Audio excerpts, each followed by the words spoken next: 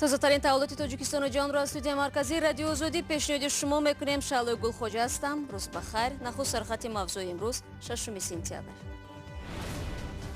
аз суҳбаташон бӯи ифрод меояд. Журналисти шинохтаи тоҷик дар вазорати корҳои дохилӣ барои баҳс дар фейсбук баёнот дод. ҳатман таҳқир мекунанд, тавҳин мекунанд, дар чат дар омада таҳқир мекунанд ва таҳдид мекунанд. аз ким куҷо? ҳамлаи маргбор дар Кобули Афғонистон. Ҷангҷӯёни гурӯҳи Давлати Исломӣ гуфтанд бомбгузори маргталаб ҷамомади муртадҳоро ҳадаф гирифт.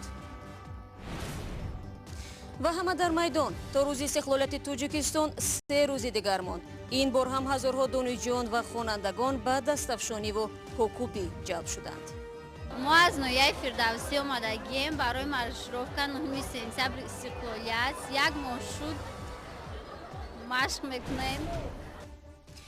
ва шурӯъ мекунам аз он ки мақомоти Тоҷикистон гуфтанд Носирхӯҷа Убайдов маъруф бо номи Қори Носирро тавассути Интерпол меҷӯянд. Парвандаи Собкини 45-солаи ноҳияи Фархоро ба полиси байналмилалӣ супурданд. ӯ ба ташкили иттиҳоди ҷиноӣ ва терроризм муттаҳам мешавад. Мақомот Убайдовро тарроҳи аслии ҳамла ба ҷавонгардони хориҷӣ меноманд. дар ин ҳамла дар рӯзи 29 июл 4 дучархасавори хориҷӣ кушта шуданд ва 3 тани дигар осеб диданд.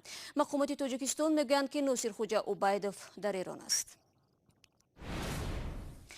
журналисти шинохта ва мудири китобхонаи ба номи Лаутии пойтахтро 2 дафъа ба раёсати мубориза бо ҷиноятҳои созмонёфтаи Вазорати корҳои дохилии Тоҷикистон даъват карданд.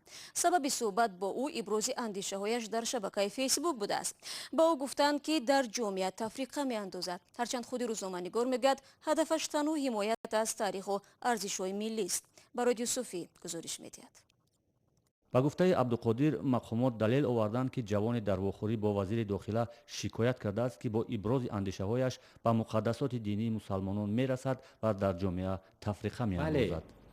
онҳо ба арзишҳои миллии мо ҳуҷум карда истодаанд. яъне ҳақорат нисбати нахуст паямбари ориёё Зардушт ва таҳвин ва таҳқир нисбати абаркитоби мо, қомуси миллати мо, авастои муқаддас. ва албатта ман наметавонистам ки ҷавоб нагӯям, наметавонистам ки вокуниш нишон надиҳам.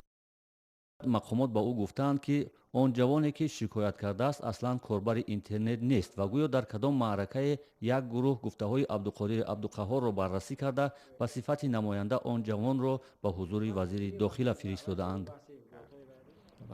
ман бо исрор мефаҳмонидам ки ҷомеаи мо демократия аст. ман ба ҷанг, ба хушунат, ба нооромии ҷомеа сабабгор нестам. ман танҳо аз арзишҳои миллии худам, аз фарҳангу тамаддуни чанд ҳазорсолаи миллатам ҳимоя кардам. чаро бояд ман баёнот нависам барои чанд иддаои пучу фачи чанд худобехабар ва чанд тундрав ва нафароне ки арзишҳои миллӣ барои ва ҳеҷ аҳамияте надоранд. теъдоде аз корбарони шабакаҳои иҷтимоӣ талошҳои Абдуқодири Абдуқаҳҳорро дар шароити феълӣ ҷасорат унвон мекунанд. ба қавли онҳо, агар мақомоти интизомии Тоҷикистон чунин афродеро зери фишор биоварад, он гурӯҳи тунгаро ва динзадаро бо ҷуръаттару ҳавобаланд мегардонад. хоб инҳо ба ҷои он ки аз Абдуқодир пуштубонӣ бикунанд ва ба ҷои он ки бо ифродгароён мубориза баранд ба воситаи сухан, вале танҳо касеро ки бо қалам ва бо сухан ба онҳо мубориза мекунанд аз майдон берун мекунанд ва маънояш ин аст ки майдонро барои ифродгароиҳо бозтар мекунанд. назарҳои Абдуқодири Абдуқаҳҳор мухолифини худро дорад. теъдоде ҳам аз ҷомеаи журналистонанд, аммо аз суҳбат дар рӯбарӯи наворбардор худдорӣ мекунанд. теъдоде ҳам мегӯянд шеваи баҳси Абдуқодир боиси мухолифати тунд мешавад. من پیدا نکردم یک آن چیزی که تحقیر کرده باشد. البته به احساس دینی این یا اون شخص رسیدن کار خوب نیست، ولی بیان کردن فکر درباره این یا اون دین حق هر یک نفر است. Абдуқодири Абдуқаҳҳор мегӯяд ӯ ҳамеша дар баҳс эҳтиромро нигаҳ медорад, аммо баъзан гурӯҳе бо лаҳни таҳқиромез вориди баҳс мешаванд, ки бо онҳо намешавад бо лаҳни шадид суҳбат накунӣ. ҳатман таҳқир мекунанд, тавҳин мекунанд, дар чат дар омада таҳқир мекунанд ва таҳдид мекунанд. аз ким куҷо? бори аввал аст ки мақомоти интизомӣ як зиёии тоҷикро барои вориди баҳс шудан дар шабакаҳои иҷтимоӣ бо гурӯҳе бозпурсӣ мекунад. таҳлилгарон бар инанд ки агар гурӯҳе дар гуфтори касе таҳқир шунид бояд баҳсро дар додгоҳ идома диҳанд. нигоҳ меандозем ба Афғонистон. масъулияти ҳамлаи маргбор дар як маҳаллаи шианишин дар Кобулро гурӯҳи ба ном Давлати Исломӣ бар уҳда гирифт. дар ин ҳамла дар шаби 5 сентябр 26 нафар кушта шуданд. хабаргузории амоқ аз қавли гурӯҳи Давлати Исломӣ навишт бомбгузори маргталаб ҷамъомади муртадҳоро ҳадаф гирифтааст.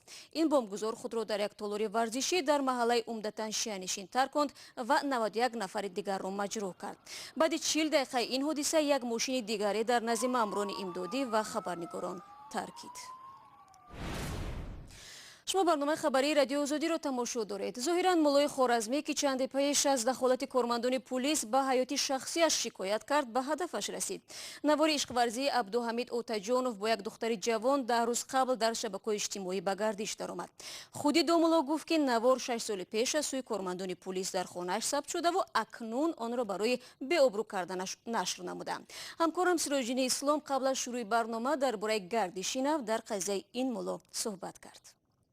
امروز یکی از فرزندان ملای 61 ساله اورگنجی با ما از طریق تلگرام تماس گرفت و یک خبر مهم را با خوشحالی با ما رساند و گفت که کارمندان پلیس یک چند کارمند پلیس به خانه ملا آمدند و از او رسما عذرخواهی کردند و مکتوب رئیس پلیس شهر اورگنج را نیز دادند. در اونجا نوشته شده است که آن کارمندایی که ملا را با یک زن جوان به نوار گرفتند یک جزای ماموری گرفته باشند گویا و از این حالت البته خود ملا نیز خیلی خوشحال بود. баъди ин ман аз Сироҷдин дар бораи аксуламали мулло ба узрпурсии мақомоти интизомӣ суол кардам. البته پس از پخش شدن این نوار خیلی ناراحت بود ولی کارمندان بخش ازبکی آزادی این قضیه را دنبال کردند و پس از او واکنش های زیاد در شبکه‌های اجتماعی پیدا شد و مردم البته شدیداً عمل پلیس را محکوم کردند و خود ملا میگوید که یک دسته که خب دستگیری عمده مردم را احساس کرده است و به گفته خودش پس از 6 سال حق به حقدار رسیده است. ناگفته نماند کارمندان پلیس همچنین پس از عذرپرسی گفتند که از شبکه‌های اجتماعی آن نوارهای ویدیویی را تماما لغو کردن، گرفته پرتافتن و گفتند که دیگر این گونه حالت ها تکرار نمی شود. метавон гуфт ки ин қазия намунае мешавад барои дигарон то дар қиболи нақзи ҳуқуқашон садо баланд кунад. чунин буд суоли дигари ман аз Сироҷдини Ислом. شایدم همینطور شود چون به نظر من این شایدم بار اول باشد که کارمندان پلیس از یک ملا عذرخواهی کنند در ازبکستان، شاید در آسیا مرکزی باشد. ҳамкорам Сироҷдини Ислом буд ки аз бахши узбекии радиои Озодӣ аст ва бо мо суҳбат дошт. барномаро идома медиҳем ва бармегардем ба Тоҷикистон. шоми 5 сентябр эстакада ё роҳи 3 табақа дар шаҳри Душанбе ифтитоҳ шуд. чунин роҳҳои болоӣ ҳам аввалин маротиба дар Тоҷикистон бунёд гардида маросими ифтитоҳи он бо ширкати президенти Тоҷикистон ва шаҳрдори Душанбе сурат гирифт. акнун сокинону ронандагон умедворанд ки ҳаракат дар пойтахт ба маротиб беҳтар мешавад. моло Раҷаб Юсуфӣ дирӯз дар он ҷо буд ва гузориш медиҳад. نخستین ماشین ها از راه 3 طبقه شهر دوشنبه عبور میکنند. این طرح در چهارچوب همکاری حکومت تاجیکستان با بانک اروپایی تجدید و رشد و بانک آسیایی سرمایه‌گذاری انفراساختاری اجرا شد. با افتتاح راه 3 طبقه مشکلی یک بخش ساکنان دوشنبه حل خود را یافت که دوام 2 سال از بسته بودن راه اذیت میکشیدند. همین маршрут بوده ترانسپورت به دشواری کشیده بودیم راه با خود من قریب 3 استاموفکا درون общежитие با خانه ها من زندگانی میکنم درون با ولی از اونجا پیاده آمده از اینجا از سنتر مکتب маршрутка به طرفته بچه‌ها به درس داده می آمده. راننده ها امید دارند که این راه مشکل رفت و آمد نقلیات را آسان کرده تنبه شوی را در این قسمت شهر از بین میبرد. پیشتر می‌بودیم پروبکا و ماشینا دم بدم می‌ایستادن خورده در می‌کردیم مردم و وای میشید بازی вже بمونید یگان نه سویتافور نه پروبکا دیگه یگان چی نیست همین میشینی راست میره یگان جدا نمیست. وقتی که راه محکم بود اخراجون می‌کردیم راه بزب در ما بین دوم رفتیم بالون ماشین کافی چند خیلی چی میشیدن خیلی خودی سواد بزب میومد همین صبح خداوای ماشین جزیر میشید باز نقصر شده خیلی نقضای گشتن اونجور بهتر شده. ساختمان راه 3 طبقه در شهر دوشنبه 2 سال قبل شروع شده بود. این استکاده از قطعه راه از هیکل ابوعلی ابن سینا تا دروازه غربی شهر دوشنبه را در بر میگیرد. با گفته مقامات این چهارسوی نو از 3 سطح عبارت است که در برش خیابان نصرت الله مخزوم با خیابان باباجان غفاروف قرار دارد. همچنین در این طرح 4 راه زیر زمینی برای پیاده‌گردان بنیاد گردید.